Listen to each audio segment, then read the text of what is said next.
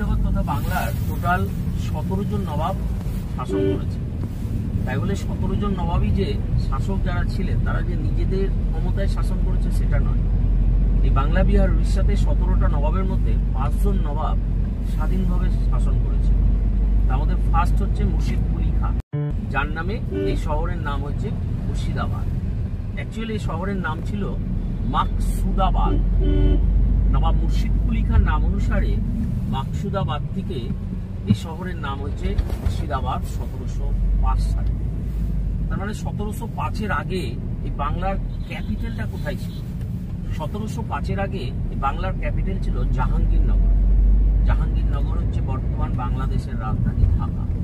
ওর পুরনো নাম জাহাঙ্গীরনগর। যখন দিল্লির মসনদে অরঙ্গজেবের পিরিয়ডে 1701 সালে প্রথম মুঘল পিরিয়ডে সুবেদারি প্রথা চালু হয়েছিল এবং ওখানে কর্তব আলী খাঁ নামে একজন বসেছিল এবং সেই কর্তব আলী খাঁই পরবর্তী মুর্শিদ কুলি খাঁ। মুর্শিদ কুলি খাঁর পর এই বাংলার শাসনভার সামলেছেন মুর্শিদ কুলি খাঁর জামাতা নবাব সুজাউদ্দিন, যাকে হিস্ট্রি সুজা খাঁ বা সুজাউদ্দৌলা বলেও চেনে, যার ওয়াইফকে জ্যান্ত কবর দেওয়া হয়েছিল এবং নিজেই দিয়েছিলেন ওইখানেই। এবং থার্ড নবাব হচ্ছে সরফরাজ খাঁ। সরফরাজ খাঁ হচ্ছে সুজাউদ্দৌলার সন্তান এবং মুর্শিদ কুলি খান নাতি। 1740 সালে ব্যাটেল অফ ভ্রিয়াতে সরফরাজ খাঁকে পরাজিত করেন আলীবর্দী খাঁ, সিরাজউদ্দৌলার দাদা। দিয়ে বাংলার মসনদে উনি বসলেন। অর্থাৎ মুর্শিদ কুলি খান জেনারেশন এলো 1740। চতুর্থ নম্বর নবাব হচ্ছে আলীবর্দী খাঁ। 1740 থেকে 1756 আফটার 16 ইয়ার আলীবর্দী খাঁ বাংলার শাসনভার সামলেছেন। 1756-তে উনি ওনার সিরাজউদ্দৌলাকে বাংলার মসনদ হ্যান্ড ওভার করেন, পঞ্চম নবাব। এবং 1757 সাল আমরা সবাই জানি পলাশির যুদ্ধ হয়। সেই যুদ্ধে সিরাজউদ্দৌলা পরাজিত হন। কিছু মানুষ বিট্রে করেছিলেন এই বাংলার, তার মধ্যে অন্যতম হচ্ছে জগৎ শেখ, রায়দুল্লভ, উমির চাঁদ, ইয়ার লতিফ, কৃষ্ণনগরের রাজা কৃষ্ণচন্দ্র, মহিষা দলের রাজা মেদিনীপুর এবং বাংলাদেশের নাটোরের রানী ভবানী এবং সিরাজের নিজের মাসি সিটি বেগম। রবার্ট ক্লাইভের সাথে ষড়যন্ত্র করেন। সেই ষড়যন্ত্র করে মির্জাফর যেহেতু প্রধান সেনাপতি ছিল, এই জন্য মির্জাফরের নামটা বেশি পাওয়া যায় হিস্ট্রিতে, যে বিশ্বাসঘাতক মির্জাফর। কিন্তু মির্জাফরের থেকে বড় বিশ্বাসঘাতক হচ্ছে এরা ষড়যন্ত্র করে সিরাজকে পরাজিত। তারপর যারা যারা নবাবি করেছেন এই বাংলাতে তারা প্রত্যেকে ব্রিটিশ গভর্নমেন্টের ইনস্ট্রাকশন অনুযায়ী নবাবি করে গেছেন। খালি একটা নবাবি ব্রিটিশদের এগেনস্টে বিদ্রোহ করেছিলেন বলে ক্যাপিটাল পরবর্তী শিফট হয়েছিল 1763-তে মুঙ্গেরে চলে গেছিল। সেটা হচ্ছে মীর কাসিম, মীর জাফরের জামাই। 1 বছর পরে ব্যাটেল অফ বক্সার হলো 1764-এ। বক্সারে মীর কাসিম পরাজিত হয়। তারপর আর ব্রিটিশদের এগেনস্টে বিদ্রোহ করার সাহস কেউ দেখাতে পারেনি। আপনার পলাশি যুদ্ধের 100 বছর পর আবার বিদ্রোহ শুরু হয়, সেটা 1857 থেকে সিপাহী বিদ্রোহ, যার জন্য মঙ্গল পাণ্ডের ফাঁসি হয় ব্যারাকে। তো এই শহর হচ্ছে 300 বছর। অনেকের ধারণা হয় যে মুর্শিদাবাদ হয়তো 300 বছরের হিস্ট্রি মুঘল পিরিয়ডে, তো মুর্শিদাবাদ কিন্তু প্রায় 3000 বছর আগেকার হিস্ট্রি। কারণ শশাঙ্কর যে রাজধানী ছিল গৌড়, শশাঙ্কর রাজধানী কিন্তু গৌড় থেকে শিফট হয়ে মুর্শিদাবাদে এসেছিল, সেটা কর্ণ সুবর্ণতে। অর্থাৎ কত প্রাচীন এই শহরের ইতিহাস। এই শহরে আমরা যা দেখবো, শহরের আনাচে কানাচে আপনি দেখতে পাবেন, যেটাই দেখবেন তারই ইতিহাস রয়েছে। এই শহর ইতিহাস কথা বলে, যেটা বলা হয় হিস্ট্রি। এই শহরে যেদিকে তাকাবেন সেদিকে আপনি হিস্ট্রি পাবেন। এবং এই শহরে ব্রিটিশদের হিস্ট্রি, ব্রিটিশদের হিস্ট্রি, নবাবদের হিস্ট্রি, তার আগের হিস্ট্রি, বিভিন্ন বাদশা যারা এসছেন তাদের হিস্ট্রি আপনারা এই শহরে পাবেন।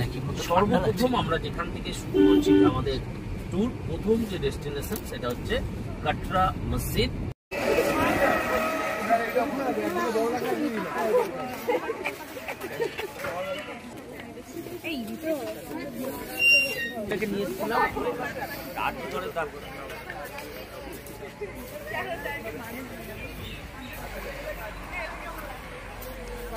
ভালো করে ছবি তুললাম। এটা কিন্তু মসজিদের ব্যাক সাইড, এটা কিন্তু ফ্রন্ট সাইড নয়। বর্তমানে এটা ফ্রন্ট, কারণ ভারতবর্ষে কোনো মসজিদের মুখ আপনি পশ্চিম দিকে পাবেন না। ভারতবর্ষে যত মসজিদ আছে প্রত্যেকটা মসজিদের মুখ দেখবেন পূর্ব দিকে আছে, নমাজ হয় পশ্চিম দিকে। তাই বলে গোটা পৃথিবীর মুসলিম সমাজ কি পশ্চিম দিকে মুখ করে নামাজ পড়ে? সেটা নয়। যেদিক থেকে পবিত্র কাবা যেদিকে পড়বে সেদিকে মুখ করে নামাজ হবে। আমাদের ভারতবর্ষ থেকে পবিত্র কাবাটা পড়ে পশ্চিম দিকে, এই জন্য পশ্চিম দিকে মুখ করে নামাজ হয়। এই মসজিদে ঢুকতেই আমরা দুপাশে দুটো টাওয়ার দেখতে পাচ্ছি। এই মসজিদে এরকম টোটাল চারিপাশে 4টে টাওয়ার ছিল। এই টাওয়ারগুলোর হাইট হচ্ছে 70 ফুট। কিসের জন্য টাওয়ারগুলো তৈরি করা? আগেকার দিনে কোনো লাউড স্পিকার ছিল না, যত উঁচু থেকে আজান দিবে তত দূরের ব্যক্তি শুনতে হবে। আর টাওয়ারের গায়ে দেখুন গ্যাপ গ্যাপ করা আছে, ছিদ্রগুলো যে করা আছে ওগুলো সব ওয়াচ টাওয়ার, প্রহরীরা পাহারা দিত, নজরদারি চালাতো, এই জন্য চারদিকে। তবে 1897 সালে মুর্শিদাবাদ একটা বড়সড় ভূমিকম্প হয়। সেই ভূমিকম্পে এই মসজিদের উপর প্রভাব পড়ে, দুটো ফ্রন্টের দুটো টাওয়ার ভেঙে যায়, ভেতরে দুটো গম্বুজ ভেঙে যায়। আর এই যে ওপরে যে ছোটো ছোটো ঘরগুলো দেখছেন এগুলো ছিল মাদ্রাসা, পবিত্র কোরআন পাঠ শেখানো হতো বাচ্চাদেরকে। আর নিচের ঘরগুলো ছিল অতিথি নিবাস, মোসাফির খানা। কি দিয়ে তৈরি এই মসজিদ? তখন তো সিমেন্ট ছিল না, 300 বছর আগে। এগুলো তৈরি চুন, সুরকি, খয়ের, সাবু, ডিমের কুসুম, মৌরিজোয়া জল, ইত্যাদি আর কলাইয়ের চাল।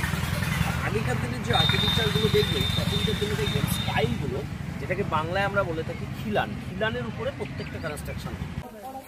এইগুলোকে বলা হয় খিলান, আর্চ, যেটা এই আর্চ, এগুলো আর্চ।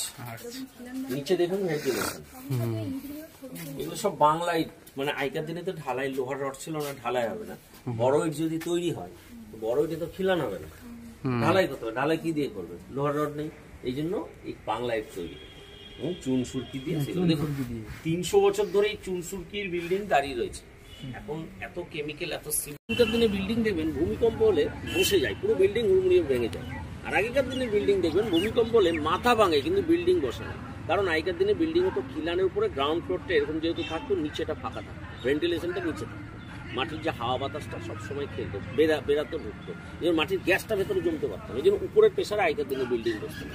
এই জন্য যখন আপনারা হাজারদুয়ারি ঘুরবেন বা কোনোদিন যদি তাজমহল যান, এবং যখন ঘুরবেন বিল্ডিংগুলো, যদি কেউ একটু বেশি জোরে হেঁটে চলে যায়, পুরো বিল্ডিংটা দেখবেন ভাইব্রেশন করবে, কাঁপবে।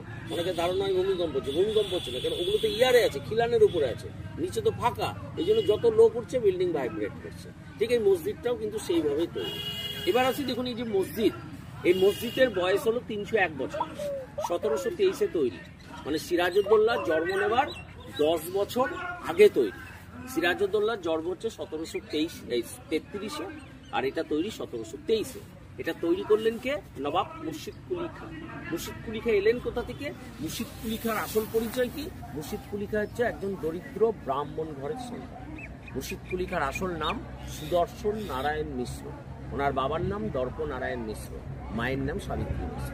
যে ঘরে জন্ম হয়েছিল, খুবই দরিদ্র পরিবারে জন্ম হয়েছিল বলে শিশু বয়সে ওনাকে ওনার মা বাবা আফগানিস্তানে হাজি সাইদ বলে এক জায়গাতে কাজী শফি নামে এক ভদ্রলোকের কাছে ওনাকে দিয়েছে। তখন ওনাকে ইসলাম ধর্মে কনভার্ট করানো হয় শিশু বয়সে। তখন ওনার নাম হয় মোহাম্মদ হাদি। উনি ছোটবেলা থেকে খুবই সৎ এবং খুবই সাহসী ছেলে ছিলেন, এবং কাজী শফি ছিলেন দিল্লির সম্রাট অরঙ্গজেবের দরবারের একজন সাধারণ কর্মী। ওনার বাবার সাথে উনি অরঙ্গজেবের দরবারে যাতায়াত করতেন। উনি বড় হবার পর ওনার কাজে খুশি হয়ে ওনাকে সর্বপ্রথম কারতলব আলী খাঁ উপাধি দিয়ে অরঙ্গজেব ট্যাক্স কালেক্ট করতে পাঠালেন জাহাঙ্গীরনগর। অর্থাৎ কারতলব আলী খাঁকে আপনি যদি ট্রান্সলেট করে ভেঙে ভেঙে দেখেন, কর আদায় করতে যাচ্ছে, এই জন্য কারতলব আলী খাঁ উপাধি পেলেন অরঙ্গজেবের কাছ থেকে। ওই জাহাঙ্গীরনগরে কিন্তু আরও একজন রেভিনিউ কালেক্টর ছিল, সে আবার ছিল অরঙ্গজেবের কাছের লোক, বা কাছের লোক বলতে আত্মীয়, অরঙ্গজেবের নিজের নাতি আজিম শাহ ওখানে ট্যাক্স কালেক্টর। এই কারতলব আলী খাঁ 1 বছরে সৎভাবে যতটা রেভিনিউ কালেক্ট করে অরঙ্গজেবকে দিয়েছিলেন, কোনো ট্যাক্স কালেক্টর দিত না। আজিম শাহ কি করতো? 50% নিজের কাছে রেখে 50% দাদুকে পাঠাতো। অর্থাৎ অরঙ্গজেব জানতো না যে বাংলায় এত রাজস্ব রয়েছে। তখন এর কাজে খুশি হয়ে ওনাকে ওখানকার সুবিধার করে বাংলার মাসনাদে ওখানে বসে ওটাই ক্যাপিটাল ডিক্লেয়ার করে দেওয়া। এবার অরঙ্গজেবের সাথে এনার যতটা সুসম্পর্ক ছিল, আজিম শাহর সাথে কিন্তু সুসম্পর্ক ছিল না। তার কারণ আজিম শাহ মাঝে একটা ইগোর কাজ করেছিল যে আমি একজন সম্রাটের নাতি, একজন সাধারণ ট্যাক্স কালেক্টর, তার আদেশে এখন আমাকে চলতে হবে, যেহেতু এখন সে নবাব। তখন এবার অরঙ্গজেবের কাছে এই কারতলব আলী খাঁ বলতে পারছেন ওর নাতির ব্যাপারটা। তখন উনি রিজনটা কি দেখালেন যে এতটুকু বাংলা থেকে এত বড় বাংলা ক্যাপিটালটা চালানো আমার পক্ষে অসম্ভব ব্যাপার, তা আমি এটাকে শিফট করতে চাই। কোথায় শিফট করবে? ভাগীরথী নদীর তীরে মাকসুদাবাদ। মানে সানাই বাস। আর এই যে ঘোড়ার উপরে যে স্ট্যাচু দেখা যাচ্ছে দেখুন, এই পাশে দেখুন একটা স্ট্যাচু রয়েছে।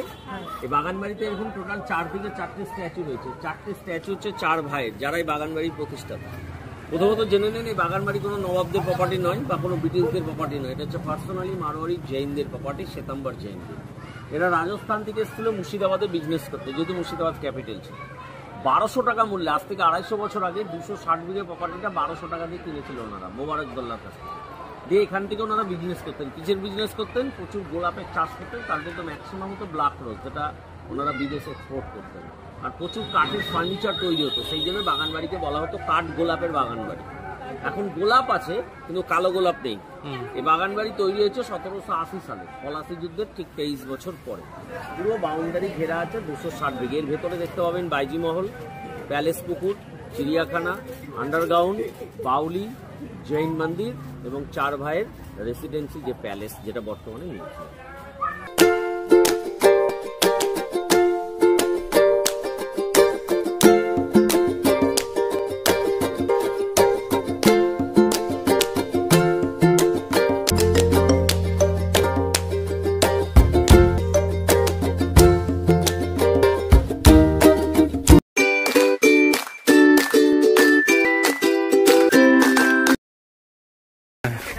সবই পাথর কাটা, বুঝলি তো?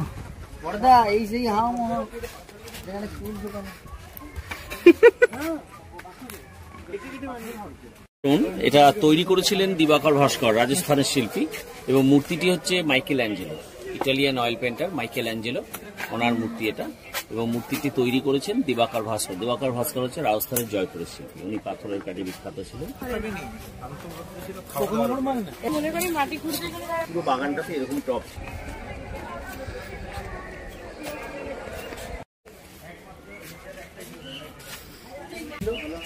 পরবর্তী সময় এটা আরেকটা কাজ হয়েছিল, গত বছর এলেই দেখতে পেতেন। এটা অরিজিৎ সিং ভাড়া নিয়েছিল, রেস্টুরেন্ট ছিল। হ্যাঁ হ্যাঁ, এটা রেস্টুরেন্ট এইটা। আচ্ছা আচ্ছা। এখন অরিজিৎ সিং আরেকটা রেস্টুরেন্ট আছে হেসেল, যেটা জিয়াগঞ্জে। আর বর্তমান এটা হচ্ছে যিনি মালিক আছেন ওনার গেস্ট হাউস, উনি এখানেই থাকেন।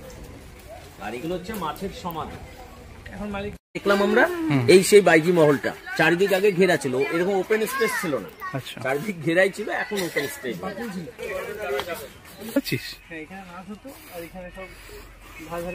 এটা হচ্ছে বাগানবাড়ির সব থেকে পুরনো গাছ, 150 বছর বয়স। মাঝখানটা দেখুন ফেলে গেছে, 3টে পার্টি ভাগ হয়েছে। কি গাছ বলতে পারবেন? এই বাদ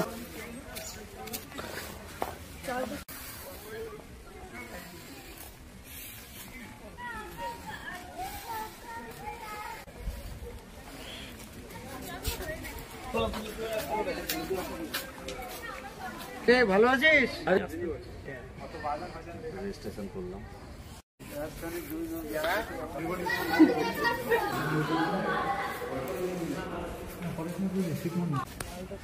ওটা মেরুনটা শুকিয়ে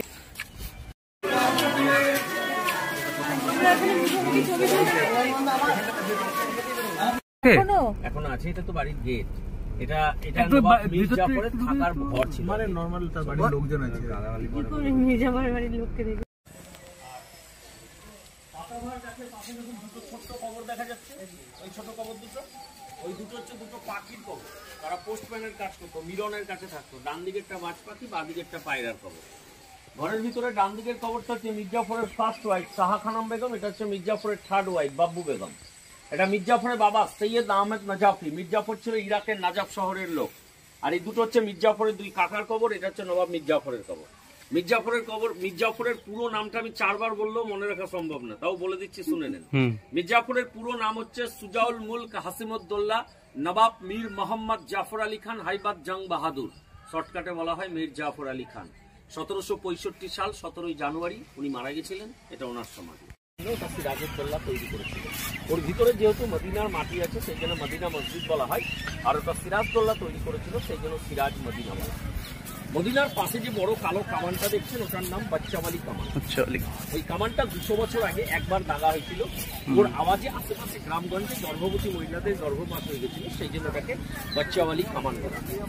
বাঁদিকের বিল্ডিংটা হচ্ছে হাজারদুয়ারি। এটা সিরাজউদ্দৌলা মারা যাওয়ার 80 বছর পরে তৈরি হয়েছে। এটা যিনি তৈরি করেছেন তার সমাধি আমরা এখন দেখে এলাম, নবাব হুমায়ুন খান।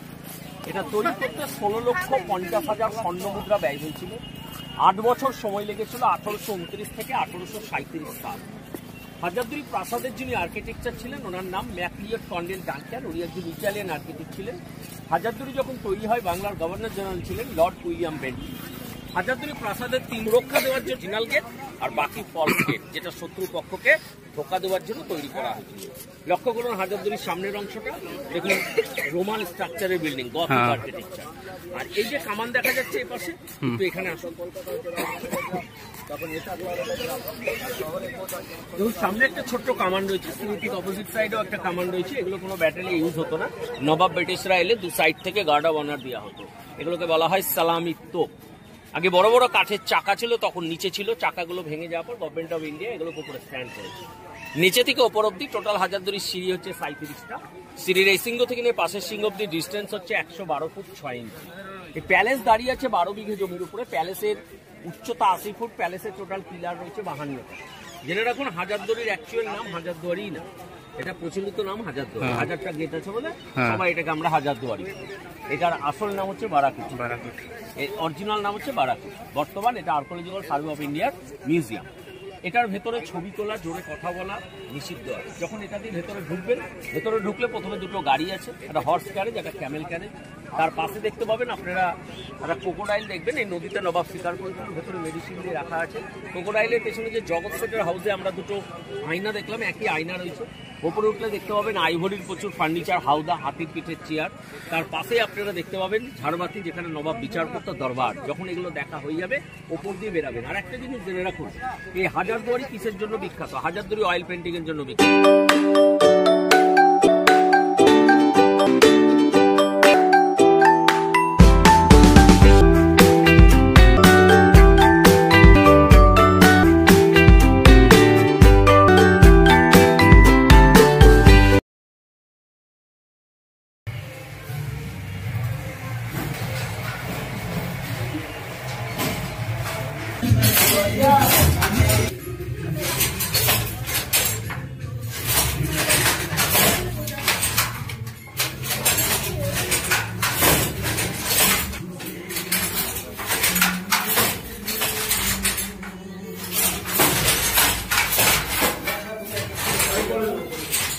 ও আচ্ছা, এটা মিনিমাম। ও এখন আসে। আরো একটু যেতে হবে, আরো একটু গেলে অরিজিৎদার বাড়িতে তো আমি এসেছিলাম। দেখতে ভালো লাগবে ক্যামেরা, কিন্তু ছবি তুলতে আর ভালো লাগবে না। কিন্তু ও এখন আসেনি। সামনে সামনে। ও আচ্ছা আচ্ছা, এই যে এই তো গেট বন্ধ হয়ে গেছে। এই গেট বন্ধ হয়ে গেছে। জেঠু জেঠু দরজাটা খুলুন।